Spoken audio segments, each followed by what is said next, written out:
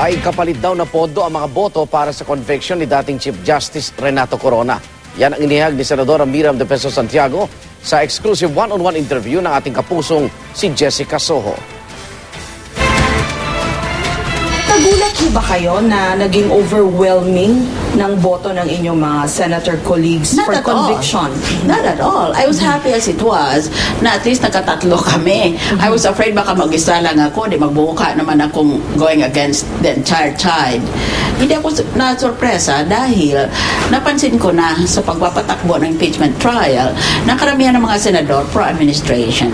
What do you think of the entire process then na parang in the end pala parang politics din yung, That's right. yung nanaig eh. So why did we have to go through a painful, long, tedious process? Tamang-tama yung punto mong yun.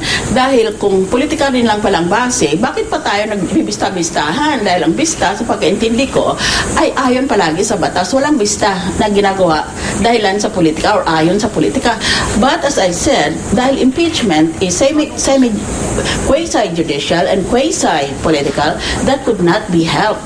So, ang akin lang, nalulungkot ako dahil nasira ang buhay ng isang tao na may reasonable doubt naman about his crime. Are you hinting, ma'am, na may pork barrel na naging kapalit ang boto dito sa impeachment Hindi trial? lang yun.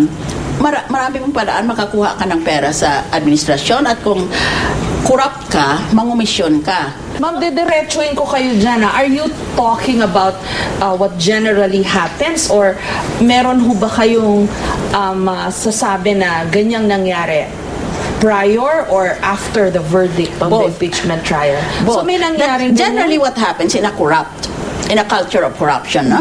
Hindi mo papagkaila yan. Kasi prior to the verdict, I think several months back, naging malaking issue yan when someone, I think from the defense, said na 100 million daw ang kapalit ng boto. Nagalit yung mga senador. So, sinasabi nyo ngayon po sa amin na may ganon.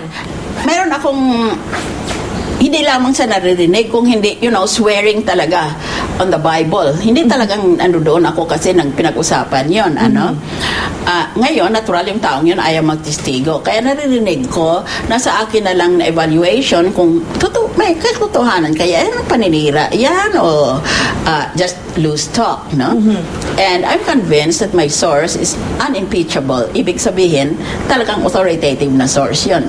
Kung kayo po ang tatanungin, Senator Santiago, yung inyo daw hubang salin was it truthfully and completely declared? Yeah, kaya I'm perfectly willing to reveal everything. May clamor din po to sign a similar waiver signed I'd be by very the Chief happy to sign that Justice. waiver if it is demanded of me. Ano po ang masasabi nyo dito po sa ongoing process on selecting the next Chief Justice?